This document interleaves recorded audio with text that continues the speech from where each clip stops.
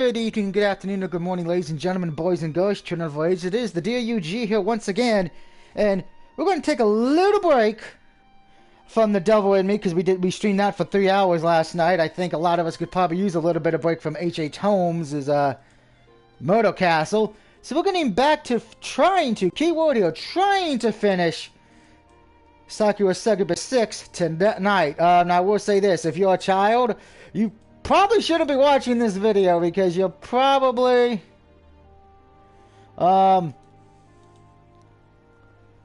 most likely see some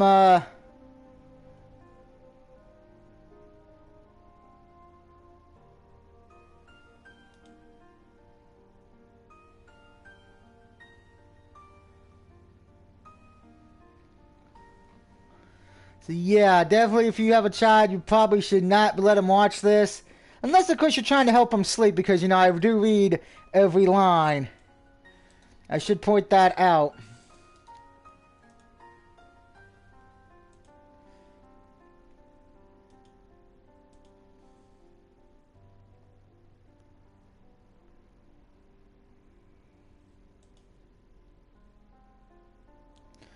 But let's get this continued now.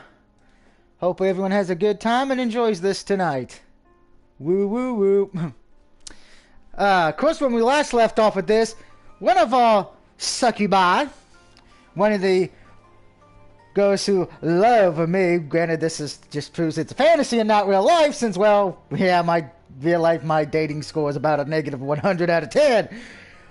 But our favorite tennis player, Hazel, won the tennis tournament, then opened her big fat mouth saying that she was in love with Hiroko, who was also dating 2 other women. Which, technically, now it's kind of, I believe, 7 at this point. Ah, the night air is so cool and refreshing, don't you think, Hiroko? And I am so bad at mispronouncing names, I admit that, but I am... I'm not sure if refreshing is quite the right word. I glanced about the palace gardens, my teeth chattering all the while. It was at Hazel's continued insistence that I come outdoors, but I'm starting to regret it. It's pretty late at night, and the sky overhead is dark as pitch, splattered here and there with the stars. The moon, meanwhile, is large and full, just like a saucer full of milk. The way the ghostly moonlight plays upon the treetops, all swifting in the breeze, is quite pretty, I suppose, but not even the prettiness of the night sky is enough to distract me from how cold it is. I don't know what the precise temperature is, but it's cold enough that I can feel goose flesh beginning to ripple through my arms. There's a bit of a breeze too, which tugs at the hem of my shirt and tousles my hair. I'm afraid if we don't cut our nighttime melodrama short, I'll wind up catching a cold. I am but a feeble human, weak in flesh and in spirit, and I can only endure so much of the Arctic weather.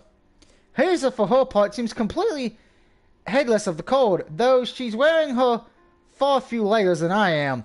Hazel might be clad in a pair of pants, but they ride low about her hips, and they reveal an awful lot of smooth-toned stomach. How can she bear to wander around with so much skin on display? I'm baffled. As a succubus, she might be somewhat beyond my my intelligence. Hey, Hiroko. Smiling devilishly, Hazel slides up to me, then winds one of her arms through mine. The moon looks super pretty tonight, don't you think? Oh? I look up at the night sky and the moon which hangs in it, large and crescent. I was so caught up with how bitingly cold the weather is, I wasn't paying the moon too much heed. Now that Hazel mentions it, though, the moon does look rather pretty. It's the sort of moon you expect a poet to devote an epic to, or something. I'm no poet, so I wouldn't know, and neither is Hazel. Poetry seems more like Kufume's domain. It's pretty, yeah, but I didn't expect you of all people to come out with a line like that. No? No way, I didn't think you were the sort of to get all sappy about the beauties of the natural world. Oh, yeah? Pouting, Hazel nudges me in the side with her elbow. What sort of Philistine do you take me for anyway? I can, too, appreciate the moonlight when I'm in the right mood. And you're in the mood for it tonight, I guess. I'm in the best of moods. Playing in the tournament earlier was like so much fun. I had a real blast. Servitor was a pretty fierce opponent. She didn't make things easy for me out there. I really had my work cut out for me. Did you now? My bro follows. From what I saw, you looked like you had the tournament in the bag. You seem totally cool and in control. Maybe I seemed that way, but it was pretty intense. She had me running all around the court. She was no pushover. Maybe not, but you gave as good as you got, and then some. Your victory was rather decisive. Well, of course. I don't push myself day after day just to roll over and lose. When I play to win in all aspects of life. Though, I always have the most fun when I'm faced with a real challenge. It's no fun, fighting against opponents who can't make me sweat just a little. It makes me feel kind of guilty, in fact. I like my foes to have a bit of gumption. So victory feels even sweeter, you mean? Exactly. I like a bit of challenge. The struggle's part of the appeal when it comes to sports. You find struggling fun? Would that explain Tom Brady and the Buccaneers on Monday night? Now you're starting to sound like a masochist. Get the whips and handcuffs. Well, you know what they say, no pain, no gain. If you ain't prepared to push yourself, you won't be able to reap any awards. Life be boring if everything was just handed to us. The work's more important than the results. Though, of course I'm very happy that I won, and that you were around to watch me. Thank you, Huako, for always rooting for me. I really do appreciate it. You're a great wingman, and even a better partner. No problem. I smile, touched by Hazel's kindness. We are partners, like you said, so I want to be there for you. It seemed only fitting that I stopped by to offer you some more support before your tournament. I know Rosie and Dark Knight, if they were here, not playing Call of shit, as I like to call it, because I'm not a fan of that franchise, they'd be wanting to fall asleep. I know how serious you take tennis, even though you might act to the contrary. It's important to you, isn't it? But of course, tennis is my passion. I love it a whole bunch. If I didn't, I wouldn't work at it so hard.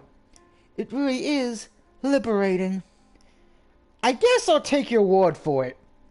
Yeah, there's no better feeling in the world than dashing through the tennis courts, racket in hand, anticipating a serve while the breeze blows against your thighs.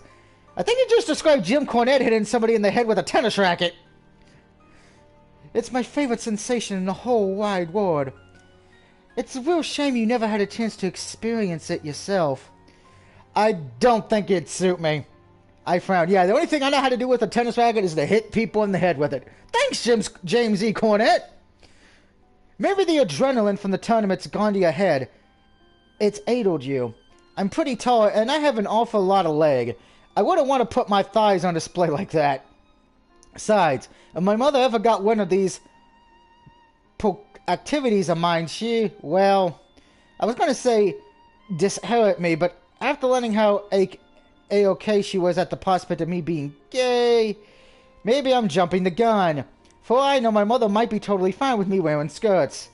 She's more open-minded than I thought. Well, we'll just have to see about that. Don't tell me you want me to put me in a skirt of one of these days. It'd be an interesting experiment, I guess. Yeah, I figured she'd say something like that. Sigh. As much as I like the attention, I can't say I want to be thought of a dress-up doll, or indeed a dress-up darling. I'd rather be Hazel's wingman, or heck, even Yui's cameraman. But maybe we can leave it for now. Hee. That sounds like a good idea. Yeah. The wood isn't ready for the sight of my bare thighs just yet. Sorry, universe, for robbing you of something so happy. Hey, Hazel. I shiver as another gust of wind hits me. Maybe we should go back indoors soon. I think it's getting even chillier. Just a sec. I have not had my fill of the great outdoors just yet. No? I frown, then the fish in my phone out of my pocket. A quick glance tells me it's 23:48, almost midnight. If this was Cinderella, I'd be desperately soothing Hazel away from the palace before the magic can wear off and her clothes can turn back into rags. Not that Hazel's wearing a dress or a pair of crystal slippers. I don't think they really suit her. Hazel's pretty, but she's not a girly girl, not like Steffi. It's getting late though. Aren't you tired? As if I can sleep. After everything that happened today, I'm like way too keyed up. I need to work out some of this nervous energy before I go back inside, else I'll explode. Explode, huh? I frown. That sounds serious. It is serious. That's why you gotta stay with me, Huriko, all through the night, so I don't go crazy. I need somebody to talk to. I just want to cut loose and have some fun. I'm a free spirit and I can't be contained. A conscience. Yeah, I think that's what the word was. I think you might be a bit too free if you ask me. She filters through the garden examining some of the night blossoming plants that fill the flower beds before coming to a pause by the water fountain. Oh, this is so pretty. Hazel's eyes the fountain approvingly. Then at the pause steps upon the stone wall which... phrase it? She stands before the streaming water, her hands on her hips and laughs triumphantly. I am so high up now, I feel like the queen of the world. Right now I think I could do almost anything. I'm sure you could, if by almost anything you mean catch a cold. I shiver as yet another unforgiving gust of wind buffles me. I can't bring myself to approach the perimeter of the fountain like Hazel has. The sound of water drumming against the stone basin is enough to make my blood turn cold. Sub-Zero. Your life is a mystery. Somebody get Glacier here. He can fix this. If the air is this frigid, the water must be colder still. I think you should step away from the fountain. What if you fall in? Oh, I'll be fine. Don't fuss so much, Huriko. How can I help but fuss? You're acting like an excitable toddler. I feel like I need to keep an eye on you for your own sake. Well, geez, I didn't know if I should find you concerning touching or mildly annoying. Hazel beams. But, like I said, it'd be fine. I know what I'm doing. You saw me playing against Silviota, or whatever her name was, right? Right, and... You should know that my reflexes are second to none. I'm lithe and athletic, and super limber, too. I'm not so clumsy I'd lose my footing. Ha ha ha ha. Ah! But of course, contrary to Hazel's reassurances, Hazel, her laughter is far too raucous, and in the end, she does just what she said she wouldn't. Her sneaker-clad foot slips on the stone rim of the fountain, and she falls. Her body arcs backwards, backlifting by the moonlight, and then... Splash! Splish splash! I was taking a bath, on a Saturday night.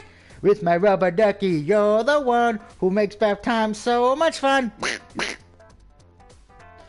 With an alarming burst of noise that tears through the stillness of the night, Hazel tumbles into the fountain. Droplets of crystalline water scatter in the wake of Hazel's tumble, all swimming in prosthetic rainbow colors. I start forward alarm, my eyes wide. What if Hazel's cracked her head against the basin of the fountain? She could be in real pain for all I know. That looks like a nasty fall, and it sounded like one too. Hazel. Hey, Hazel. I call Hazel's name, my voice constrained with concern, but... Damn, damn, damn, like I said in the title, this game is not for children, but it's for adults. Damn, damn, damn, damn. Blah. Cough, cough. I can see Hazel sitting upright in the basin of the fountain, one hand pressed to her head. Locks of her hair stick wetly to her cheeks, and even more droplets sluice down her cheeks, the top planes of her exposed stomach. Hazel spits out mouthfuls of water into the fountain, then a dazed expression on her face observes me. She smiles coldly and says, I wouldn't recommend the water in here, Huriko. It tastes gross, kind of like something's been swimming around in it. I don't know if it's the best for human consumption, or succubus consumption, for that matter. It's kind of nasty, hee hee. Well, I figured as much. The water in these fountains isn't supposed to be drunk. I can see that now. That's my lesson learned, I suppose. Hee hee. And it's not for swimming in either. I survey Hazel's impartially, my arms folded. Now I've gathered Hazel's alright despite her trembling. Her head doesn't appear to be split open, and she's smiling. I feel a little more inclined to scold her. Why didn't you listen to me? I knew something like this was going to happen the moment you got so close to the fountain. Why indeed, hee hee. I guess I'm kind of a dummy. Geez, do you think? Okay, Mr. Grumpy. I guess I really must be a dummy to lose my footing like that. It's a little too late for regrets now, though. Please, go easy on me. I'm not about to get on your case, but you could try to be more careful in the future.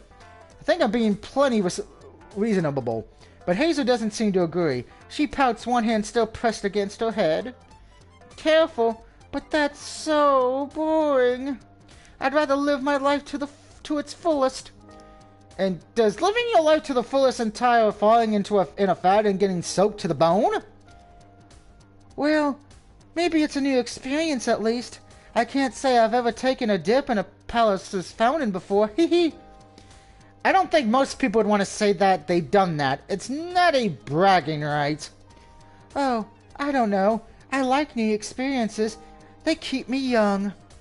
So you say, but it really is cold tonight. Aren't you worried about catching a cold? A cold? Me? Hazel grins. I'll be just fine. Don't you worry. Idiots don't catch colds. Well, that explains California. So, she admits she's an idiot. I guess it's good she's aware of her shortcomings. Though, this admission won't help her dry out any more quickly. Besides, though the water's cold, it's actually kind of refreshing. It is? Oh yeah, I feel like it's cleaned all the cobwebs out of my head. I feel like I've been reborn as a brand new woman. Or something. Do you want to join me in the fountain? It really ain't that bad in here, and there's room for two. I'm already freezing. I don't want to invite the cold to soak into my bones more deeply than it already has. Sorry, but I think I had to pass right now. Hazel might be confident that she's immune from catching colds, but I'm less than convinced. Oh, alright, fine. I guess I can come back inside with you if you're that worried about me. I am worried, and so should you, so should you be. You're a sporting star, so you need to look after your body. I know that, but jeez. Hazel rolls her eyes like the Undertaker. Bum, bum, bum, bum. I'll be totally fine. You're getting, like, way too worked up. I'm way tougher than you might think. In fact, I'm having a bunch of fun. You like languishing in a fountain. It's something to do, at least. And don't say I'm languishing. I'm not the sort. I know I'm not scary like Maria, but I can look after myself. I'm a strong, independent woman, and we don't get colds, you'll see. I'm stronger than any germs out there. They can do their worst, but they won't be able to lay a finger on me. Ha ha ha ha ha. See, sure sounds positive, but I'm a little bit more cautious. Sure, whatever you say, I sigh. Just don't blame me if you get sick, you dummy. Dummy, yeah, as Eli Drake would say. The next day... Damn.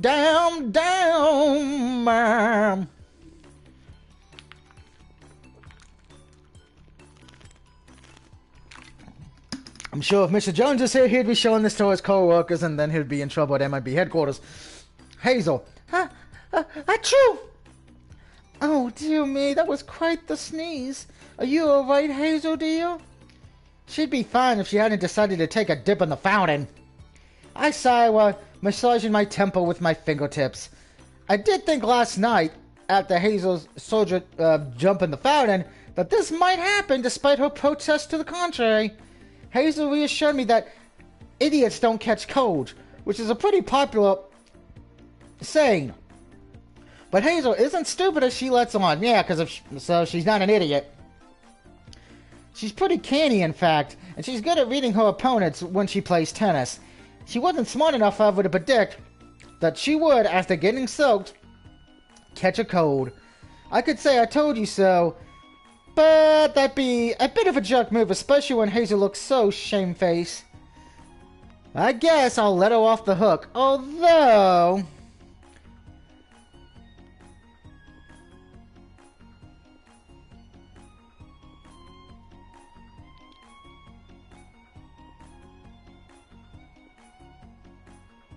I mean, that's a big bitch on that college team. Damn. That was a big motherfucker. You should be more careful. You might be a succubus, but you're not immune from getting sick. Hee hee hee. Hazel giggles coyly while pressing the tips of her fingers together. Now you sound like Hoofume. Is that a bad thing? Not really, I guess. It's just kind of funny is all. I didn't know you were so... material who ago, or that you cared so much. Of course I care about you. You're important to me. Important, huh? Hazel dips her head, her face flushing, which is rare for her. She doesn't often blush. Having a cold must have lowered her defenses. That or her face was flushed already owing to her fever. Maybe it's a bit of column A and a bit of column B. Hazel isn't so unaware she can't sit up in bed, but she looks worse for wear. She doesn't even have the energy to assume her human form. She's clad in the attire of a succubus right now. And I'm okay with that. Her horns are protruding from her scalp and her tail is twitching against the sheets. Hoofume, meanwhile, is kneeling behind Hazel on the bed, while wiping her back down with a sponge. Since Hazel's sick, she's a little sweaty. Her toned skin, a lot of which is on display, is damp and slick. Her hair, freed from its usual ponytail, hanging loosely about her shoulders. She looks more girlish somehow than usual, and less energetic, more vulnerable maybe. It's quite sweet in a way, at least it would be if I wasn't so worried about her. You're quite the charmer, Hugo. You really know how to make a girl's heart flutter, hee hee hee. Well thanks, I'm not trying to woo you, I'm not Ric Flair, woo! Though, not while you're sick, I'm just being honest. I really do care for you, and I don't like to see you so run down. You don't? No, I prefer your energetic self. Well, I'll be. Hazel giggles. I thought you might be into the whole delicate stick. I know some guys, some girls too, think I'm too much of a handful. They say I'm hard to deal with. Even Yuiko got on my case from time to time, and she was crazy about me. Didn't it bug you too when I asked you to go jogging with me super early in the morning? It bothered me a bit, yeah. Ha, I knew it. But seeing you having fun made me happy. In a self-defeating kind of way, I guess. It's so weird to see you light up in bed. It's kind of alarming. Even if the peace and quiet might be appreciated from time to time. I'd rather be happy at you being ill, though. Let me repeat that. Rewind. I'd never be happy at you being ill, though. That's why I want you to hurry up and get better. And she shall, if she listens to me and gets plenty of rest. Now, would you lift your arms, Hazel dear, so I can sponge them down? Right, sure thing, Mommy. Mommy! Hoofume smiles amused. I am unsure how to feel about that. I am hardly old enough to be your mother, Hazel, though I suppose I do enjoy doting upon you. It's rather deliberating. Well, I'm glad you're having fun, even if it's at my expense. Oh, you know me, I like to be of service. I know, that's why I asked you to look after Hazel rather than Maria. Ah, Maria.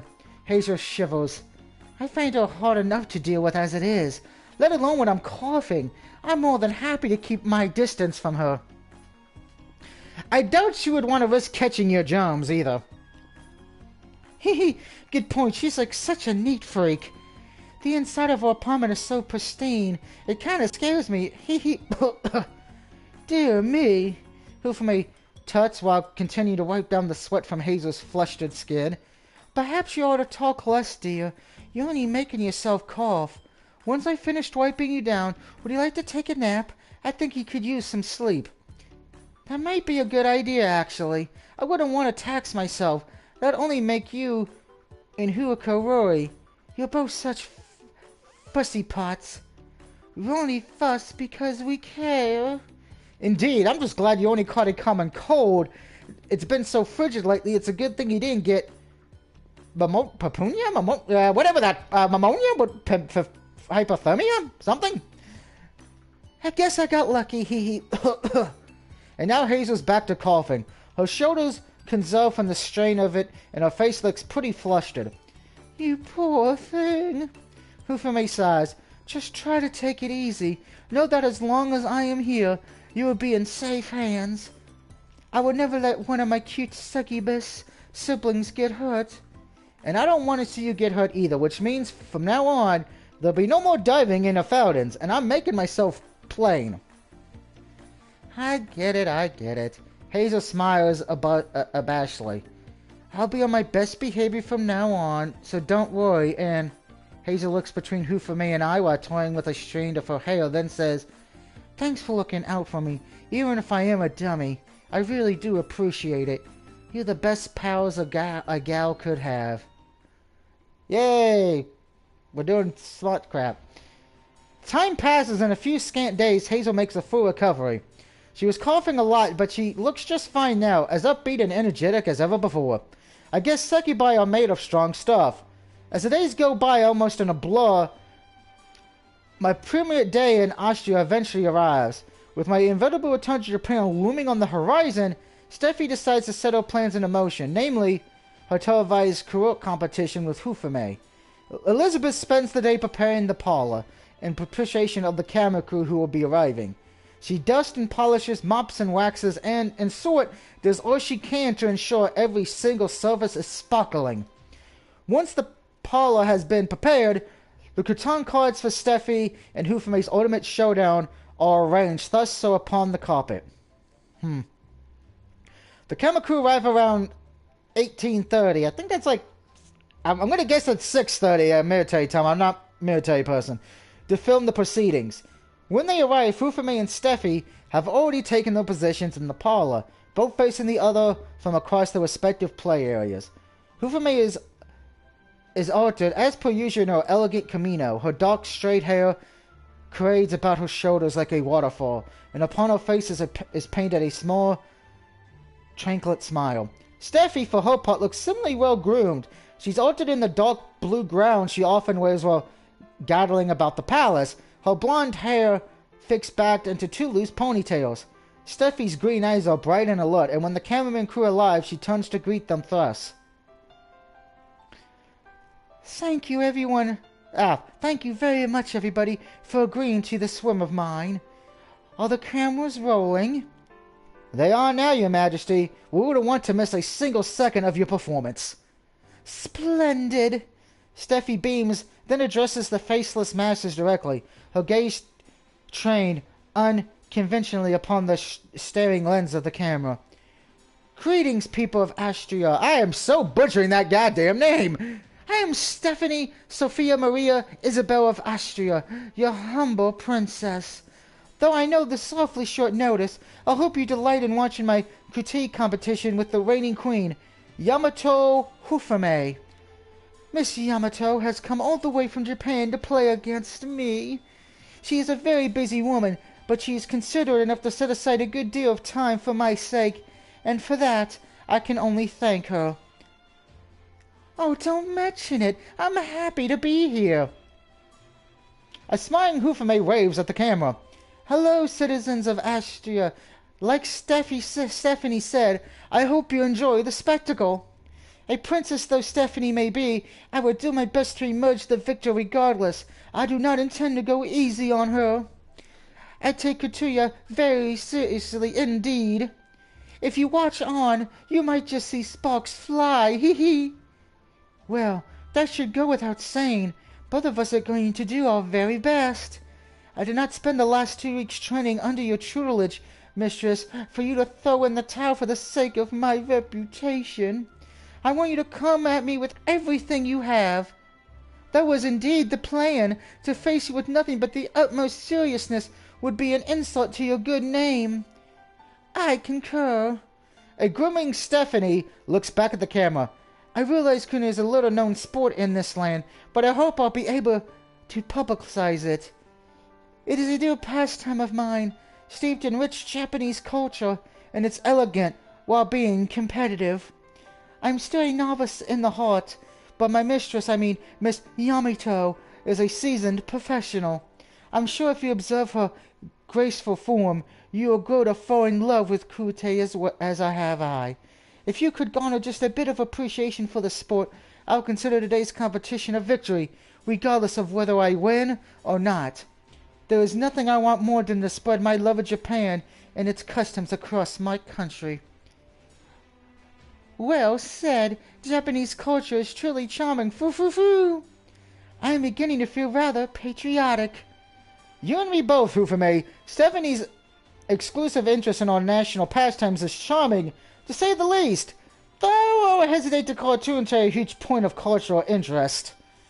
It's a unique Japanese sport, yeah, but it's not widely played even in its country of origin. It's pretty niche. Most kids nowadays don't have an interest in slapping cards around. They'd rather play phone games. Now wait a minute. If we're talking Yu-Gi-Oh, it's time to do. I have summoned one of my favorite cards from the game. The Blue Eyes White Dragon, motherfucker. Screw the rules. I have money. Yes, I remember. I do watch Yu-Gi-Oh! Bridge. I love that shit. As for me, meanwhile...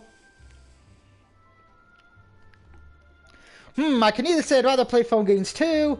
I think I'm starting to see Kuchi's up. Yeah, we're gonna go with that one so both of the ladies are very, very happy. I think I'm starting to see the appeal of Kuchi. Granted, it might help because it's Stephanie taking on Hufame. That might help. It isn't something I've never taken much interest in before, but if Stephanie likes it, then I'm willing to learn more about it. Certainly, it's a very refined pastime. Of course, I did not stage this contest solely to champion a Japanese card game. When I play Kuta, I do so to win. Stephanie stabs a finger in Hufame's direction, then cries, "As much as I respect you, mistress, I will do my very best to oust you from your position. I am aiming to be the queen of Kunte one day myself. As such, I cannot afford to hold back." Wow, we really entered the world of Yu-Gi-Oh!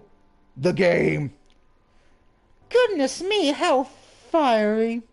I almost feel like cheering you on myself. I love how enthusiastic you are.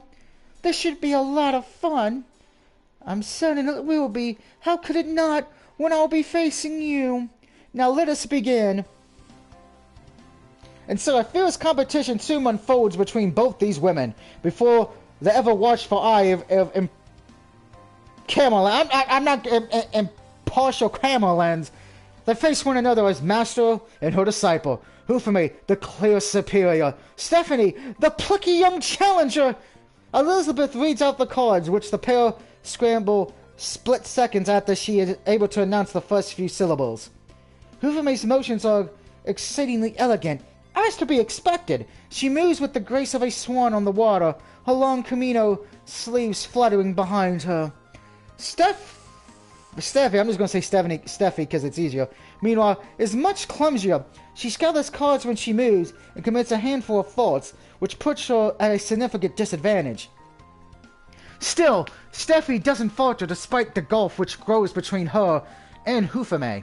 She pays no attention at all to the cameras focused upon her. They don't even make her pause. Steffi is too focused on her Kutama to pay any outside distractions any heed. At one point during her long, protracted game, she's able to score a series of consecutive points against Hufame, but though I would hide, Hufame is able to take one card from Stephanie's side of the field, and then another, and then another. This series of losses shakes Steffi, and Hufame is soon able to re-establish her dominance of the playing field. The minutes which pass by seem to do so in a blur. I never really gotten the hype around Kunte. It's a hopefully slow-paced sort of sport, and I've never been too enamored with classic poetry. But I'm feeling myself getting sucked into the match regardless. The atmosphere in the parlor is so dense, it almost feels electric. The air seems to crackle with adrenaline. I wonder what the viewers back home are thinking of this spectacle.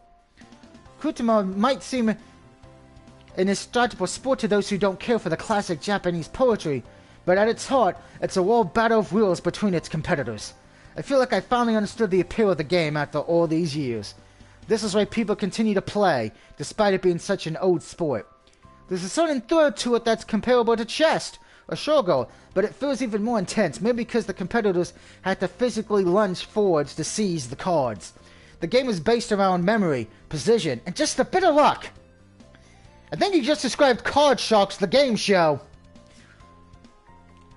Yes, I watch old game shows. I've said that before. Those with the fast reflexes are favored, but they ain't guaranteed to win. To be good at competitive kutia, I know I'm mispronouncing names, and I do apologize to anyone watching this. One has to put in a huge amount of work. As the match unfolds, I find myself rooting inevitably for... Ooh.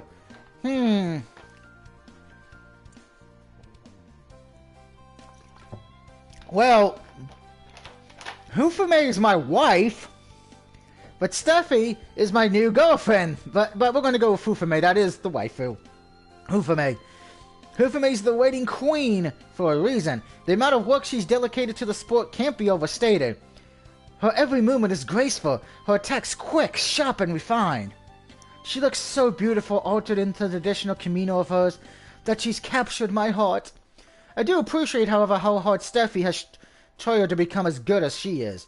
Both Hufume and Steffi have labored for many, many hours to reach this point, but alas, although in deep distress, though a swift stern, we pledge our vows. Here, as with most games of this ilk, there can only be one victor, and in the end... No way! Steffi stares down at the floor, utterly defeated. Her shoulders shake, and her pale eyelashes tremble. Hufume has taken such an overwhelming lead, there can be no coming back for Steffi. There are still 3 cards left on the field, but securing all of these wouldn't be enough for Steffi to best her. Her loss is immediately apparent, even to a guy with as little knowledge about Kutia as me. Continuing would be pointless. Hufume has emerged the victor. I wonder how Steffi would take this. It was her idea to stage this competition and to broadcast it across Europe. Well, Austria. Her pride must be smarting because of it.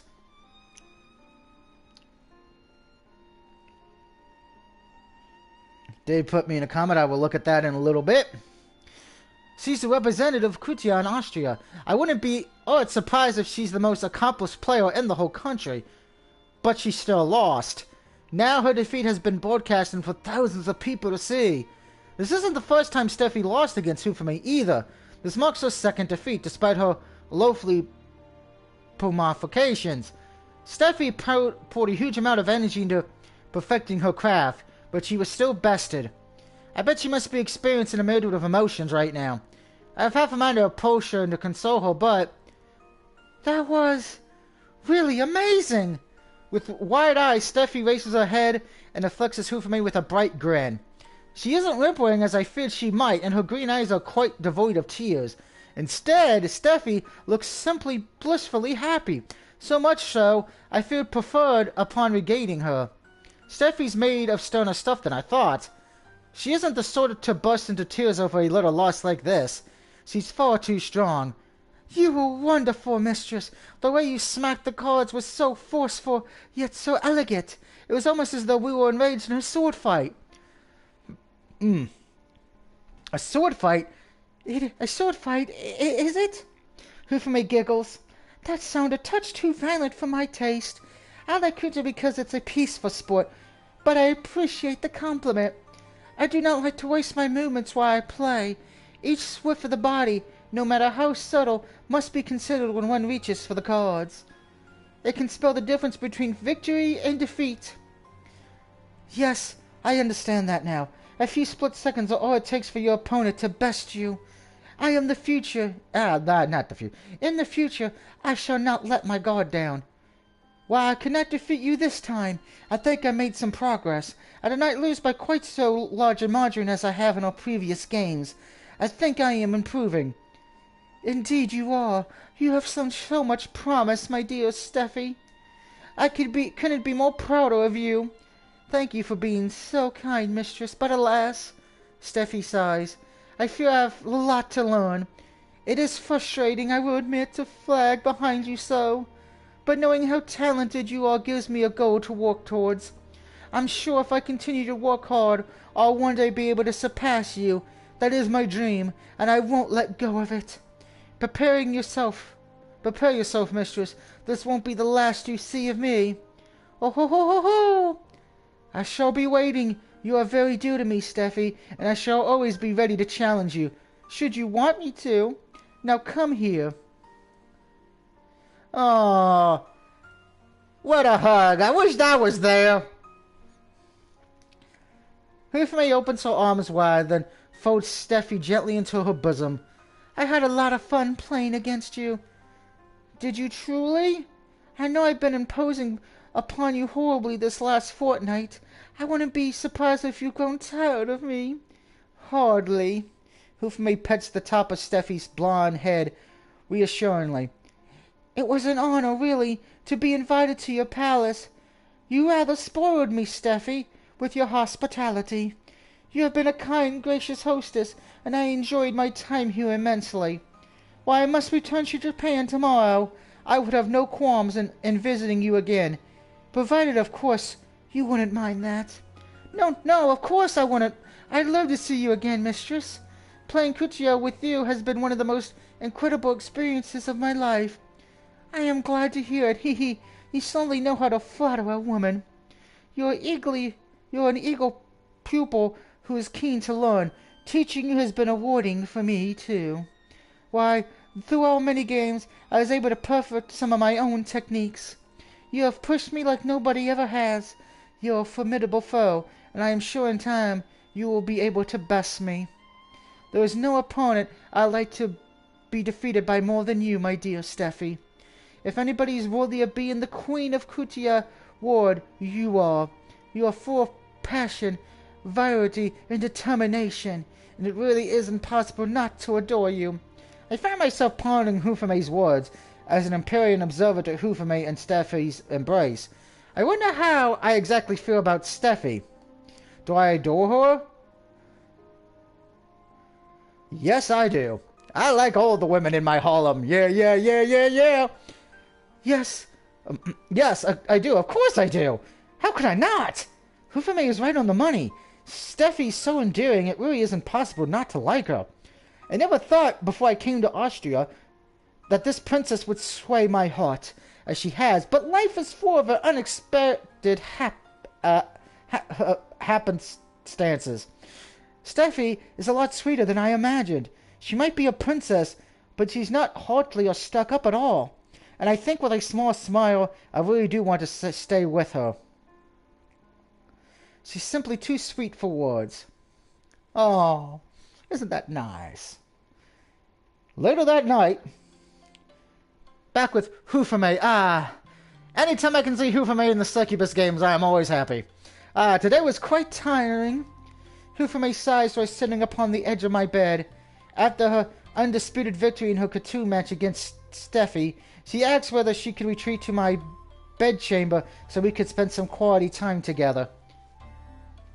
Of course!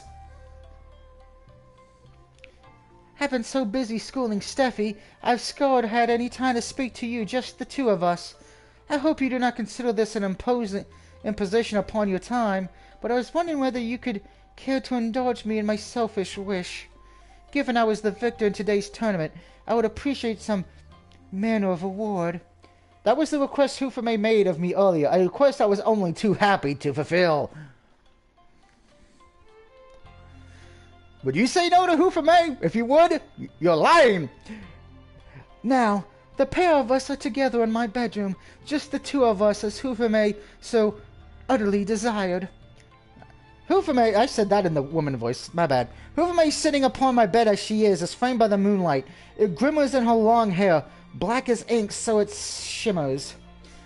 Inclining her head towards me, Hufame says, Hiroko, darling?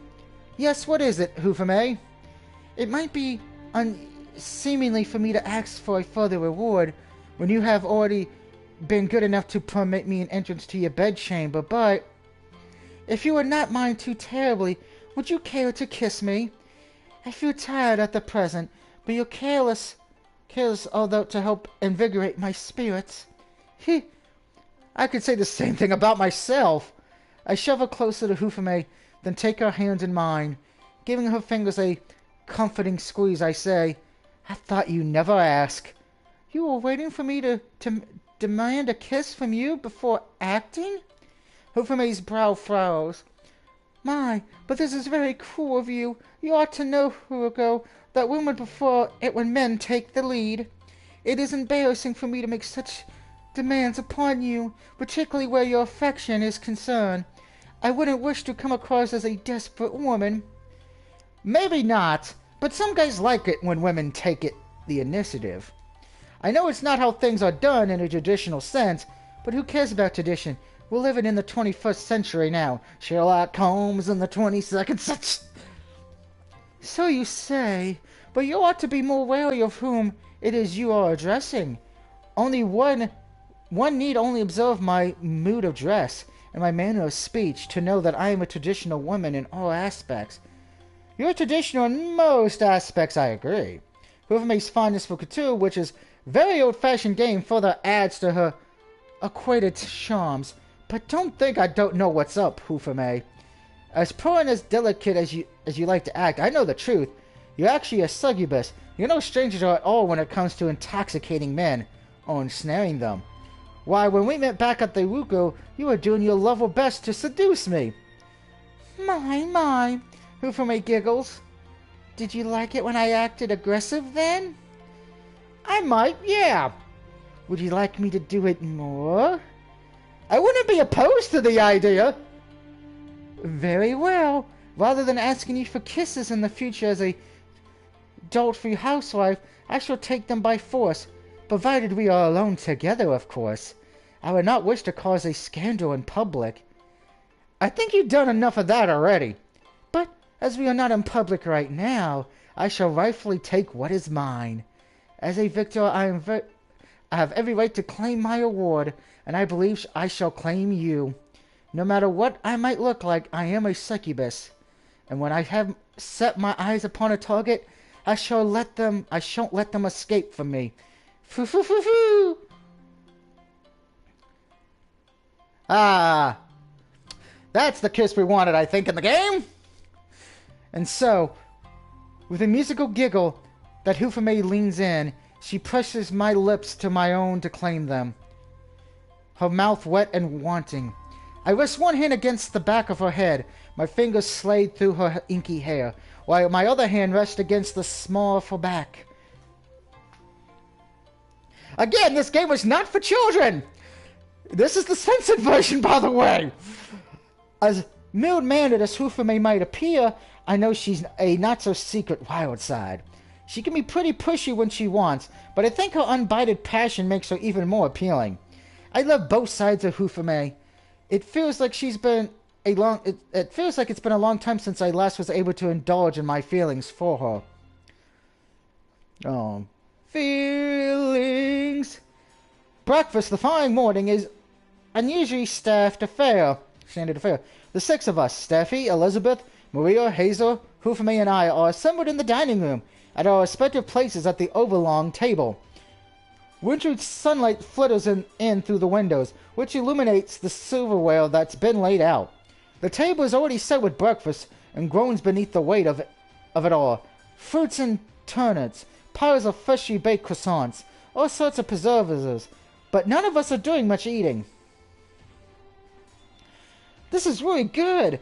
The croissant is baked to perfection. It's so flaky and oh, these bananas are just right. They're firm but not too firm, and they're so flavorful. This food is amazing. You wealthy young ladies sure know how to live.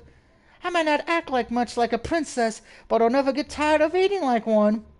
Nom nom nom nom nom nom nom. She's eating like Pac-Man. Nom nom nom nom nom. Waka waka waka waka waka waka waka. Ahem. I stand corrected. Hazel's eating plenty.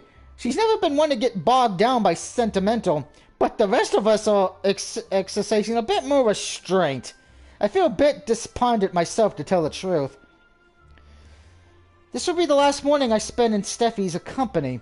My flight is scheduled later today in a couple of hours. I'll be whisked away to the airport alongside my succubus companions. Then we'll board our flight and we'll return to Japan. I've enjoyed my time in Ashura immensely, in no small part thanks to Steffi's company. But all good things have to come to an end. I need to get back to my old life, and I need to get back to work. I like to meet up with Cosmo and Yui again, too, to see how they're holding up, and I need to try and smooth things over with my mother. Once I return to Japan, I'll have no excuse not to call her. I can't exactly live on a permanent vacation. Life's about more than fun games and going on dates.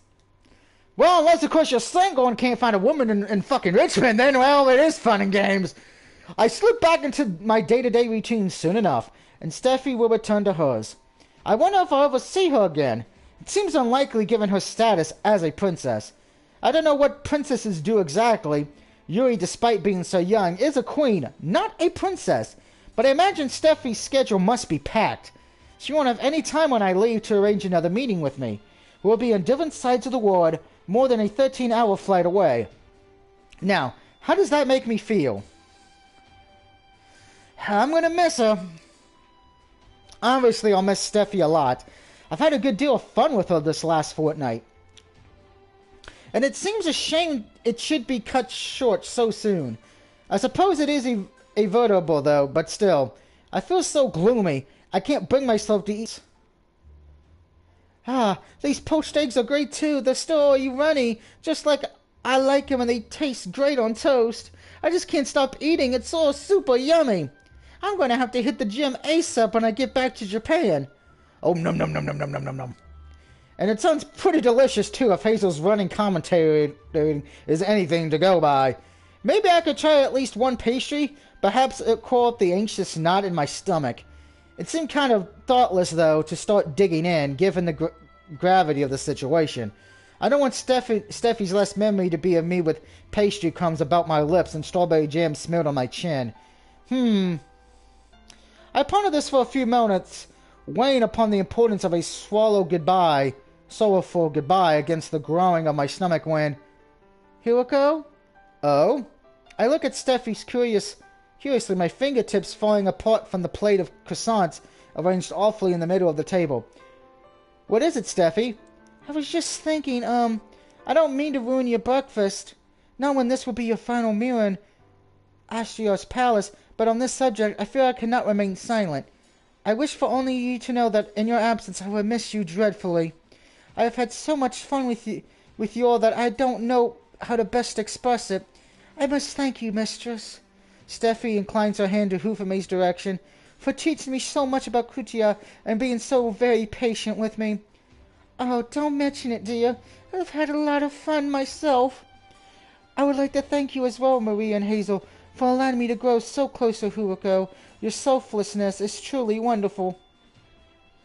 It's quite alright. I'm too old, you see, to indulge in petty jealousy. I'd rather have more important affairs upon my mind than that. It's fine. Hazel reassures Steffi, though a mouthful of emasculated food. You're cute, so I can forgive you anything, even murder. With a face like yours, it's impossible to hate you. In fact, I'd love to cuddle with you myself if I ever got the chance. Hee hee. Well, Steffi blushes while holding one hand to her chest. Thank you. I think I would take that as a compliment. And as far as for you, Hiroko... Steffi extends her attention upon me, once more, her green eyes shining brightly like shooting stars. You have given me more than perhaps you realize. Though we were together but a short while, you taught me what it feels like to live as an ordinary woman. And you taught me, too, how wonderful it is to fall in love. I shall never forget the time we spent together, and I shall never not be grateful to you for your kindness. Thank you from the bottom of my heart. Steffi bows her head towards me deeply. In such a relative motion, I find myself flushing. It's fine, Steffi. You don't need to be so complimentary. I'm your partner, not some feudal warlord. I'd rather you treat me like an equal, and I want you to be happy too. I'm aware of that, yes. You made it blatantly apparent in all of you have said and done to me. You are so kind and considerate. Being with you makes my heart sing. I never thought I'd grow to love a man so intensely, but you... Steffi sniffles. You're special. Being parted from you would be a difficult challenge for me to bear, but I shall endure it to the best of my abilities. Please do. I can't stand the thought of you moping, not for my sake. I'd rather you smile. Yes, I thought you might say that, so I resolved to do my best. Worry not, Hiroko. I love challenges. The harder the better. I am not one to run away from a fight, even if I should prove to be the most difficult fight I have ever faced. If love, I promise I won't succumb to loneliness or despair, no matter how far away we may be. I vow that one day I shall see you again, no matter what, and then we will make a brand new life together. This is what I want more than anything in the world. Being with you is my newfound dream, Hiroko, and I would do anything. I would do all in my power to make it come true. I'm not going to give up. Just you wait. And in a manner truly in keeping with her blue-blooded status, Steffi tips the back of her head. Ho ho ho ho! And laughs. It's a proud, heartly sort of laugh, which doesn't really suit Steffi, but hearing it consoles me all the same. That laugh tells me that Steffi really will be fine. It probably will be a long time before we next reunited, but I'm sure everything will work out for the best. Steffi is a princess after all. And, in all the fairy tales I know, they always wind up achieving their happy ever afters. We're actually near the end of the game, I think, so we actually might finish this tonight. After eating breakfast, I pack my belongings, then meet up with my succubus routine in the palace gardens. Once Elizabeth has confirmed we all have our possessions, we then clamber into a sleek black car which is awaiting us outside the palace. Transported by its expensive, luxurious vehicle, I make my journey back to the airport alongside Hufame, Hazel, and Maria. Stephanie and Elizabeth also accompany us on our journey so they can see us off at the airport. Upon arriving at the airport, a modern building, all smooth glass, Elizabeth helps us unload our luggage from the trunk. Elizabeth carries our luggage into the airport proper. Despite my protest, as a man, I feel like I ought to be doing more to help than set our cases down. Once Elizabeth's finished with all this busy work, Steffi approaches us and embraces us in turn. First Maria, then Hazel, then Hufame, then me. Alright, I will be right back because we will be finishing this. I just gotta head to the restroom and then give me some alcohol to celebrate getting platinum number 1190, I believe it will be, but I'll be back.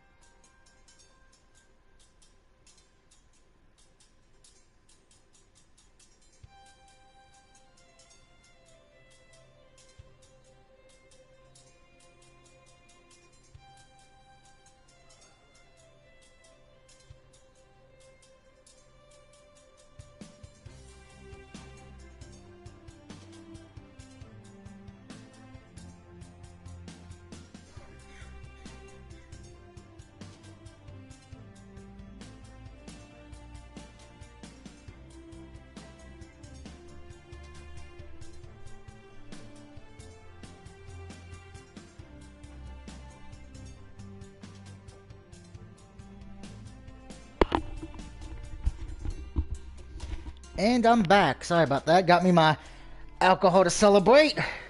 99% proof root beer. Because it's alcohol and root beer together. Because with the way the cold weather is, I would like to be able to knock myself out because of my bad back. And bad legs. I will miss you, my dear Huriko. Steffi murmurs against my chest as she holds me, her cheek pressed against me. Please, do not be a stranger. Write to me if you can, and I will hasten to respond. It might be some time until we get to be able to reunite, but I'll never forget the time we have spent together. That is a promise. I promise too. I had a great time with you, Steffi. Thanks for being such a great hostess. I ruffle the top of her blonde head and hair a whiff of her fruity shampoo. And such a great girlfriend, too. Oh, my. Steffi draws back, flushing. I thought I'm such a great girlfriend, really. I don't have any prior experience. I'm not a self-possessed woman like Maria.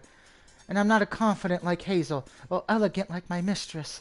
I still have much to learn when it comes to interacting with the opposite sex, but I mean to do my very best. I only hope you will continue to wait for me. Of course I will. Don't you worry. You're cute enough that you're worth sticking around for. Here we go. Steffi all but swims at my compliment, her face sunset pink.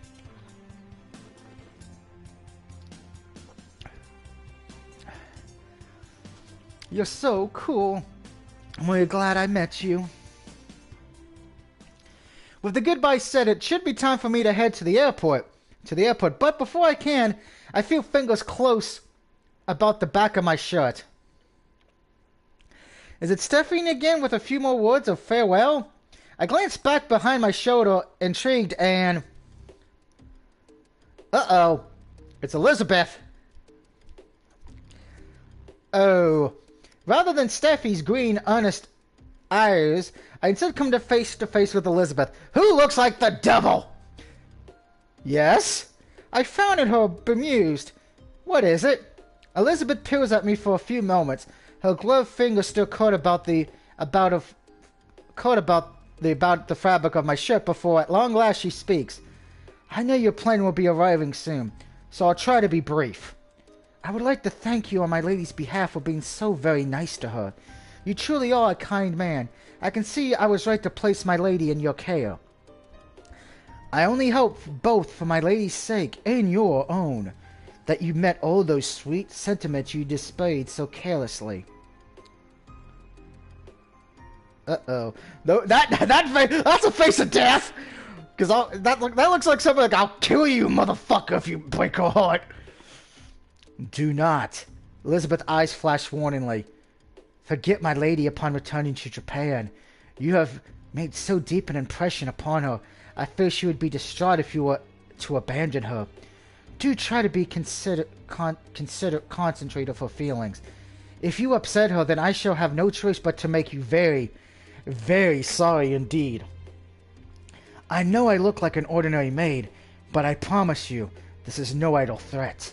If I were you, I would not want to get on my bad side. I have powers a puny mortal like you could only dream of, and some powers I'm sure that you could not. If you do not wish to meet a premature end, I would advise you heed my words. Foo.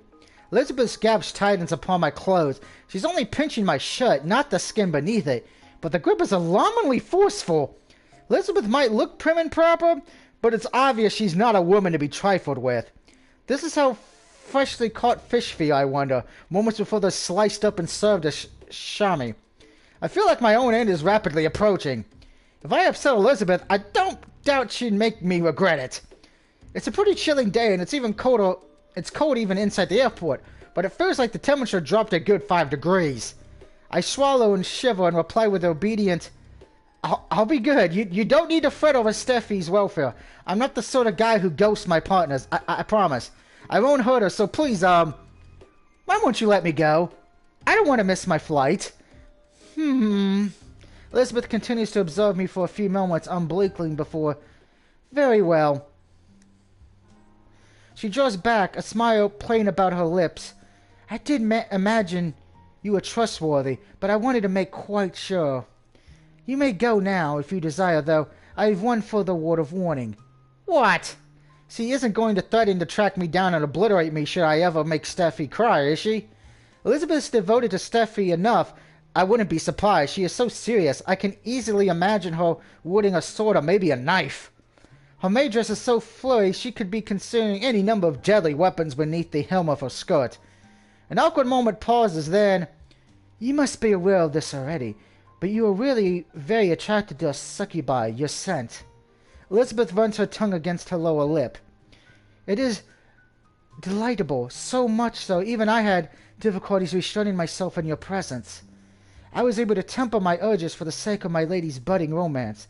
I did not wish to get in the way, but other succubi will be less kind.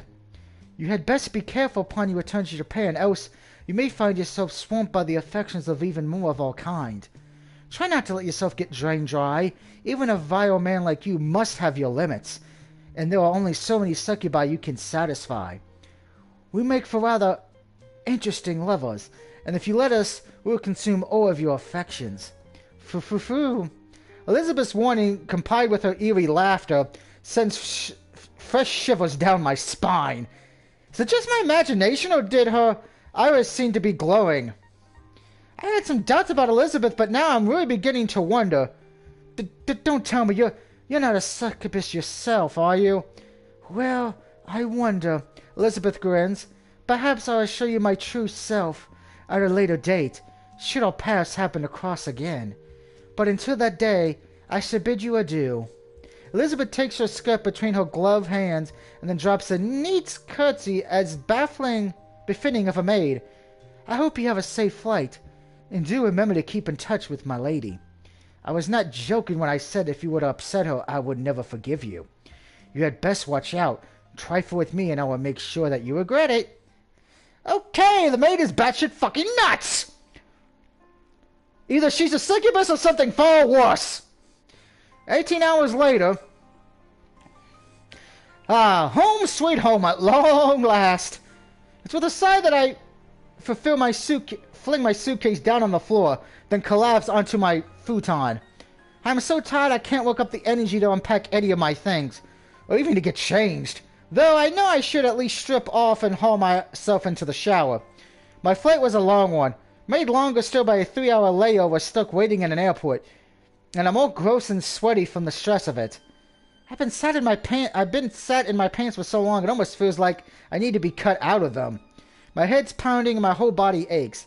I'm pretty tall for a Japanese guy, unusually so in fact. My legs always get scrunched up when I fly. It's one of the main reasons why I hate air travel, so much that in my uncanny ability to get stuck near screaming babies, I must be a magnet for them. At least that was a non-issue during my return thanks to Maria buying us first-class tickets. You don't see too many babies in first-class cabins on airlines. The lack of screaming has done little to ease the dull aching in my skull, however. It's a good thing I'm lying boneless on my futon that Cosmo Nuri didn't stop by to see me. Cosmo texted me when I was collecting my luggage asking if she could welcome me back, but I forbade her off. I said that I missed her, I felt too tired to speak to anybody, even my beloved cat-earned girlfriend, and especially her grumpy, twin-tailed idol buddy. Cosmo knew I was pretty close, despite Yuri's claims to the contrary. And I knew if Cosmo had come to see me, Yuri would have followed suit. I can't put up with her sheer shrieking, right? Not now. I'm glad I can relax in the continuity of my empty apartment at the very least. It's 21 and the sun has long last set. The sky beyond my windows is dark black and fleckered liberally with stars. My mind screams at me to shower, but my body feels far too comfy. There should be no harm in closing my eyes, if only for a few moments. I relax for a bit and then I shower. I definitely do it. I just need a bit of time. I need...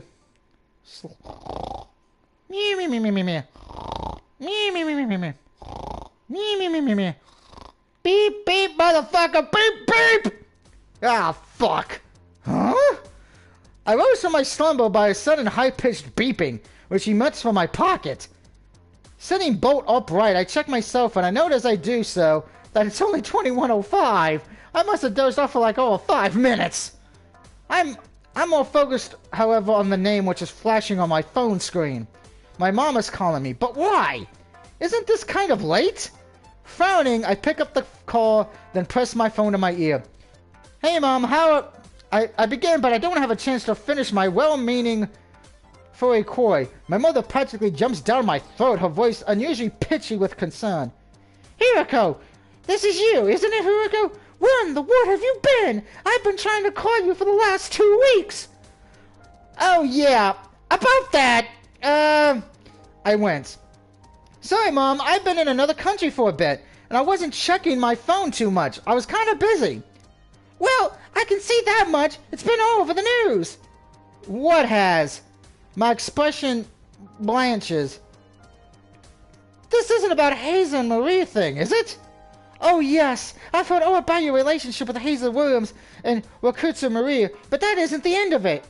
You were photographed earlier in Astro's airport consultating with the princess of the country, Stephion. Stephion? I frown. You mean Steffi? Steffi! My mother exclaims, her voice disbelieving. Though I can't see my mother's face, I can imagine it well enough. Her eyes must be popping out of her skull right now, on my casual way of referring to a genuine blue-blooded princess. So, the story's true? Are you really in a relationship with all these women? Yeah, it's true. I tried to tell you that before, remember, when you laughed at me? Steffi's a pretty new addition to my, I cut myself off. Casanova though I may be, there's no way I can say Harlem to my mother. To my, retainer. Yeah. I'd not met her before up until a couple weeks ago, so I couldn't have told you about her. I'm in a relationship with Hazel Williams, though, and Wakutsu Maria, and Hufame, and Yamato Hufame. Like, Ikuri and Cosmo Mortar, too. I've known them all for almost a year, and they all deal to me in their own ways. What? Then, Hiroko, you... I hear my mother's voice through the phone, a blurry family all fragmented through the chic shock of it. I guess I can't blame my mom for being so stunned. It's not every day you learn that your only son's a total stud! Yeah, I mean, look at this body! Who's dating so many influential women. Yeah, that ain't my real life. I got nobody.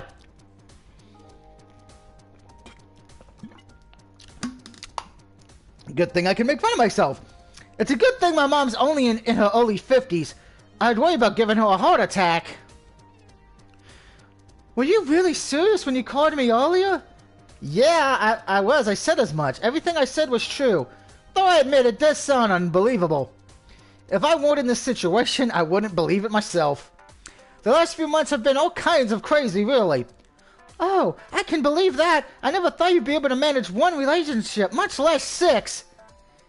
It's actually 7 if you add Yuri into the mix, but I decided to keep silent about that. I don't want to hit my mom with the bombshell that yes, Succubi do exist, and I'm dating their monarch. That'd be a bit too much for her to swallow. I'm trying to be a considerate son, but... Hotly voice. Hiroko! A hotly voice suddenly interrupts my musings, combined with the slamming of a door. Instantly, I feel my heart sinking. The scene feels awfully familiar. Didn't I get interrupted when I was last on the phone with my mom, too? I turn about anxiously, my eyes wide, and soon come face to face with... Yuri? There, the princess of the Succubus realm stands in all her finery. She's altered not in her skin-tight succubus clothes, but the supposedly casual attire she dons in the human world, though her dress is anything but. Yuri's wearing a white gown so long it brushes the titanium floor, and her dark hair is decorated with orient instruments. Her eyes are lined with severed-covered mascara and cool blue eyeshadow, which makes her eyes look icy. She looks pissed! This dress of Yuri's is so exquisite it wouldn't look at all out of place in a museum. It doesn't fit in. Alas, in my small run-down apartment, she makes everything else look horribly shabby by contrast. I asked how she got in here. I'm sure I locked the door, but that'd be a moot point. As Succubus, Yuri is more than capable of using magic to Jimmy locks. Yuri approaches me, her footsteps as quiet as a cat, then says in an intimate tone, I missed you a good deal these last 2 weeks. Why did you not tell me that you would come back to Japan? I would have dropped everything to see you. That is how much I care for you. I know that, Yuri, and I'm sorry. I didn't mean to leave you in the dark. It's just... Oh? Yuri gazes sweep across my face until it zeroes in upon my phone. Her lips pause, and archly she says, Is that why you didn't think to contact me? Are you too busy speaking with another woman? You truly are shameless. Hiroko? I hear my mother's voice, bemused, buzzing in my ear like a bee. Hiroko, is everything alright? Is somebody there? It's fine. I reassure my mom, though. In actuality, I'm starting to sweat something fierce. A guest just came over, is all, and she seems to have the wrong idea about something. Oh, really? Yes, really. I'm not doing anything to be ashamed of. Ha! Yuri scoffs. That'd be a first. Do you truly mean to say that you're not engaged in conversation with your darling Steffi, whom you left behind in Austria? No, I'm not. Huh? Yuri raises an eyebrow. Then, do you mean to say you're not speaking to a woman at all? I am, but I'm not speaking to one of my partners. I'm talking to my mother, and I have no interest in dating her. She might wear her hair in a ponytail, and sometimes she wears an apron, but she's in her 50s. She's a total normal, slightly chubby, middle-aged woman. Your mother, is it? Yuri's blue eyes light up at this, and I realize instantly this was the wrong thing to say. I can tell what's going to happen before it does, but Yuri still manages to surprise me with her swiftness. Quicker than blinking, she reaches out, and then... Yuri, no! Oh boy, boobs! She snatches my cell phone from my hand, holding it against her ear while one rests upon her chest. She then declares in a naughty, haughty tone, Heed my words, Miss Orgazwa, Pocato of my darling Hiroko. I am Yuri, and I am the ruler of the Succubus realm. I am one of the most powerful succubi there is, and all tremble before my immense powers. I too am in love with your son, and he has since pledged his heart to me. He is mine to do with what I can't talk, fuck! He is mine to do with as I please, and as it's been so very long since last we spoke, I intend to do just that. I apologize for cutting this conversation short, but I am a busy woman, and I must be back in the succubus realm soon. Before then, however, I'd like to spend some quality time with your son. He's quite pitiful, really, but that's why I like him so much. Pitiful, am I? That's news to me. I don't think Yuri's opinion of me was so low. I thought she was supposed to love me. Maybe I got her all wrong. She actually loves demeaning me. If that's the case, she's certainly doing a good job at it. You may despair if you like in the face of Hiroko's defilement, but it is already too late. He is all mine, and I shall not surrender him to any woman, not even you. If you wish to speak to him, you ought to wait until I am finished. Do not dream of interrupting us, else I will make you very sorry indeed. Ho ho ho ho! So saying, Yuri ends the call with my no doubt bewildered mother and tosses my phone back to me. Well, Yuri was being a bitch! There now. She smiles. It looks like she calmed down, at least, and sitting down beside me on the futon says, Nobody shall interrupt us now. Shall we get down to business? I'm not opposed to the idea, I guess, but I frown. Did you really have to threaten my mother? You're not going to win any brownie points with her if you act egotistical. Phew. Yuri snouts. As if I care what lonely humans think of me. Your opinion is the only one that matters. You are the only one I care about, and indeed the only one I love. Now, won't you let me show you how very much I have missed you? I've waited for our reunion for so very long. I feel half sick from it. But now we are together again, and nothing can tear us apart. I would never, ever let you get away from me. Why can't I have a woman do that for me, man? Come on! Fuck! Again, this is why I hate Richmond! Maybe I'll get lucky in Bedford County. Probably not, but damn, damn, damn! And this is the censored version again. The uncensored version is on the computer, which I can't play because I don't have Steam. Yui lies in the futon, her dark tesseract sprayed across my pillow. Her dark eyelashes are matted together, and there's a small smile playing about her lips. In sleep, Yuri looks more innocent than she really is. So soft and sweet. No longer looks like the proud, hotly queen of the succubi. She reminds me once more of the girl the girl I thought she was, rather, when I first met her, the aloof, slightly standoffish transfer student Yuki. She was my very first girlfriend back in the day, and I really did love her. I hoped we might stay together, but that didn't happen. I went to the university where you, not that I knew it at the time, returned to the succubus realm to sit upon its throne. Many years passed, during which I had a few other assorted relationships, but these had never lasted very long. None of my other girlfriends were quite like Yuri. In the end, with what my busy work schedule and my constant disappointments when it came to dating, I stopped looking for love altogether. I'd not been in a proper relationship for several years. To my mother's consternation, when I met Yuri, then Maria, and then, well, the rest is history. In the end, I was able to reunite with Yuri, my high school sweetheart. We didn't meet up in the way I imagined we would, and Yuri wasn't as quiet as I remembered her, but I'm still happy I was able to see her again. I can't spend too much time with her, despite our reunion, given she's so busy with her Marie duties in the succubus realm, but I cherish her regardless. She really does mean a lot to me. Yuri? I murmur Yuri's name while running my fingers through her dark tassels. Yuri stirs in her sleep, but she doesn't wake. She must have exhausted herself after the time we spent together, because she's out cold. I feel pretty tired myself, but I'm not ready to sleep just yet. I'm feeling pretty sentimental. Yuri, thank you. I say softly, now caressing her cheek. You are my first girlfriend, and while you are not my one and only, you'll still mean a lot to me. Thank you for asking me out back when. If you have not done that, I wonder where I'd be right now. All my early experience, I owe to you. I doubt I'd be able to satisfy so many women if you hadn't shown me how a good boyfriend should act. You hold to me more than you know.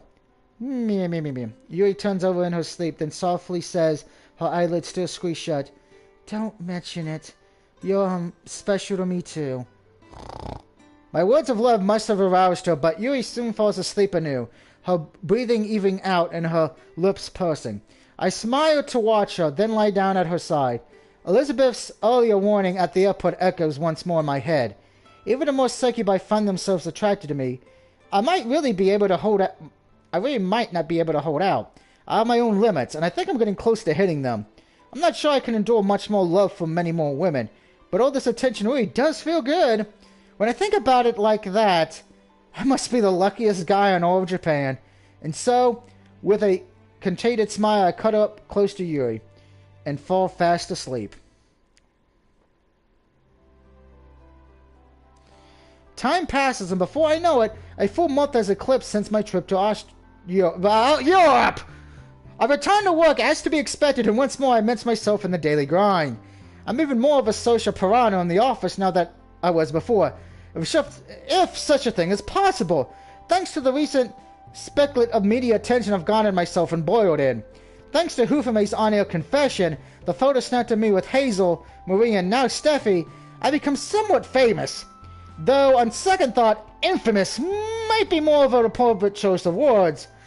My relationships with Cosmo and Yuri are still unknown. It'd spell disaster for both their careers and if their fans knew about us. But that does little to soften the general public's opinion of me. I've seen a lot of unflattering comments running about me in threads online.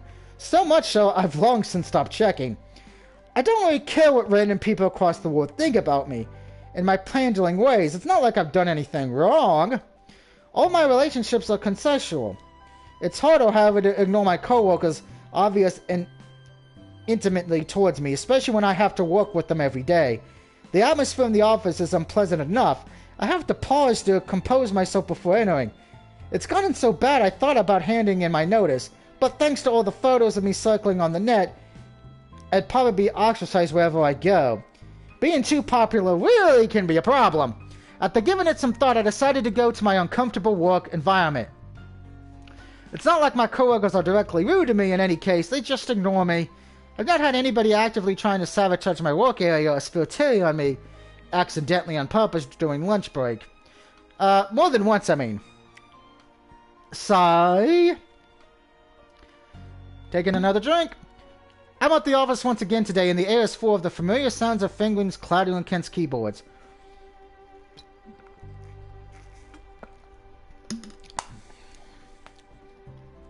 Some of my coworkers are among themselves, but nobody tries to embroil me in conversation. I swear I can feel curious eyes burning holes into my back. But when I lift my head, everybody seems concentrated in their work. I'm not naive enough to write my discomfort off as my own imagination. But at least my coworkers are making an attempt to keep the disdain for me on the down low. Look at down low, you mean deal low, but looking at the real deal now. Woo! I guess that's one thing to feel thankful for.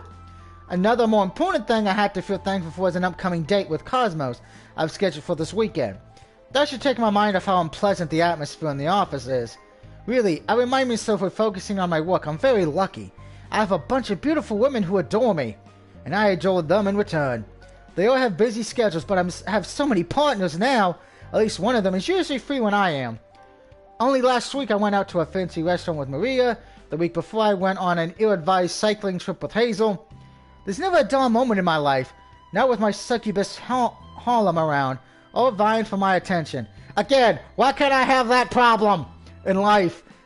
There's Yuri too, who sometimes designs to visit me despite her duties in the succubus realm, and more recently I've been speaking to Steffi. We can only communicate via emails and texts given the vast gulf of distance between us, but Messenger has been a lot of fun.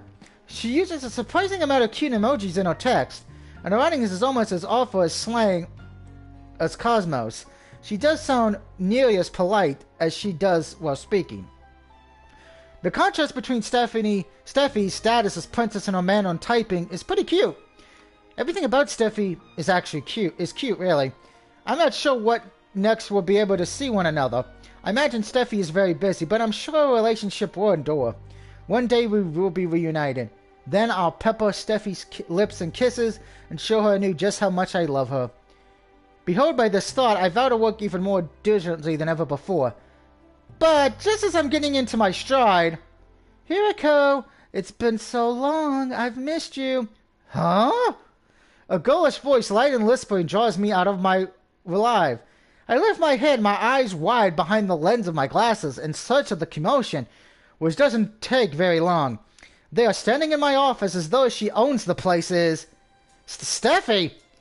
Hiriko, I'm so glad to see you again. As am I. It is good to see you again, Mr. Ogerson. I hope you are faring well. Ah, looks like Elizabeth's here, too. I guess that tracks. Elizabeth is Steffi's faithful maid. Wherever Steffi goes, Elizabeth follows to keep her safe. It makes logical sense in the abstract, but in this scenario so unexpected, I can't help but gulp. What? It's with blank, uncommanding eyes that I glance between Steffi and Elizabeth. They look solid enough, but my brain's having a hard time grasping their stunning appearances. In my workplace, no less. As anything other than a couple of convincing image mirages. Have I gone insane? It's either that or I passed out at work, and this is some kind of hyper-detailed. I remove my glasses, rub my eyes, and then set my lenses back in place. But still, Steffi and Elizabeth don't waver. They must be real, I guess. If they weren't, my coworkers wouldn't be mumbling so. Who are those two beauties? That blonde girl looks very familiar. Oh, don't tell me! Is that the Austrian princess, is it? The princess? You mean Stephanie? That's the one. I recognize her anywhere. She played against Yamato Hufame in the finals of the National Kuta Championship. No way! I can't believe a European princess would like opportunity that much. It's true, it's true! She's very passionate about it.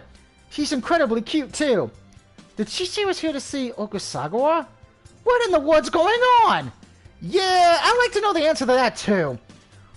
What are you two doing here? You didn't manage to arrange to meet me, did you? No, but, Smiling shyly, Steffi toys with a lock of her blonde hair. Hope you can forgive me for the intrusion, Hiriko, but I missed you so greatly, I can no longer control myself. Full of yearning as I was, I asked my parents if I could pay a visit to Japan. Under Elizabeth's supervision, of course, to thank you for keeping me company during your stay in the palace. My parents weren't very keen on the idea, but after much persuasion, I was able to win them over. As soon as I secured their permission, I packed my bags, and Elizabeth convoyed me to the airport as fast as possible. I was so very excited, and it was such a rush, I hadn't had the time to tell you any of my plans beforehand. I hope that you would be happy to see me again. But maybe I'm being a bother? Steffi's face falls. Do you no longer like me? Ah, geez, my coworkers' complaints are getting bitter by the second as the glares they're shooting in my direction. Hey, Ogasaro, where do you get off making all these hotties fall for you? Are you just trying to show off? Are you like Dolph Ziggler? I'm starting to get real sick of hearing your name. I heard a rumor that the princess had fallen for him, but I thought that was nothing but gossip. I can't believe it was real. Why don't you leave some pretty girls for the rest of us? Looking at you starting to piss me off. You're such a bastard. My colleagues look so angry I feel almost obliged to apologize. I know I'd be mad at me if I were in their shoes too. Still, I really haven't done anything wrong. I have no need to beg for their forgiveness. I can hear slowly and count to 10 inside my head. Then exhale, I smile at Steffi and offer her a response. No, I'm glad to see you again, and Elizabeth too. It's only been a month, but I've missed you too. You have? But of course he has. You're as cute as a button, my lady, and it's only natural Mr. Ogasagawa would wish to spend more time with you.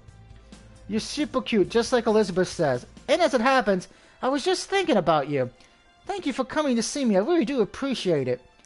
Oh, I'm so glad to hear that. I love you so much. And with that...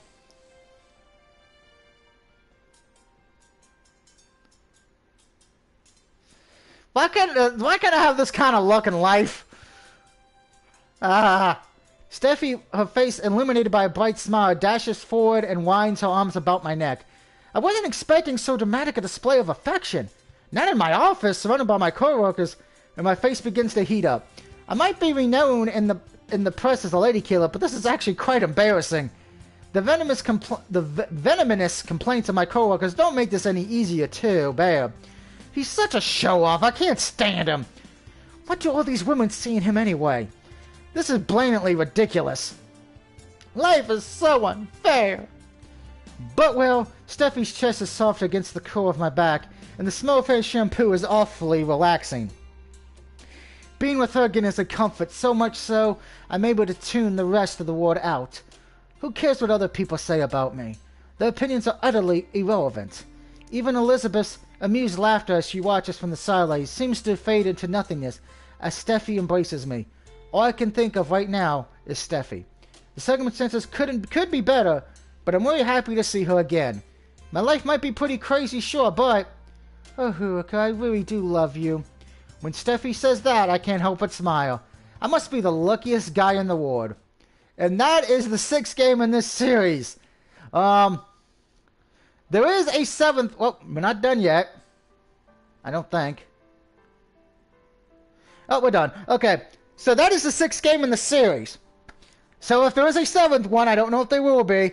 We will be Let's Playing that and streaming it, because, well, apparently at this point, if I'm not known for streaming it, playing Resident Evil, or almost every Capcom game in my collection, it's, well, we stream weird fucking games with women with big old titties. This is probably why I would never be able to get, YouTube would never put me on the, top things, because I don't have a censorship law.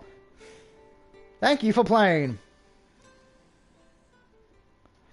Now that's been the Succubus game. Now when I get up in the morning, we will be getting back to the Devil in Me. Don't forget Wednesday night we also have our picks, so we might actually do 3 streams tomorrow. We're going to do the Devil in Me when I get up. We're going to do the football NFL picks for this week and talk about the college bowl games and the one college game on Saturday. And then after that, we'll probably do another stream as well. But until then, I want to thank you all for stopping by. If you watched this when it was done live or when it's over, please have a happy, safe night, and please enjoy the rest of your week if I don't see from you again. Peace out, everybody.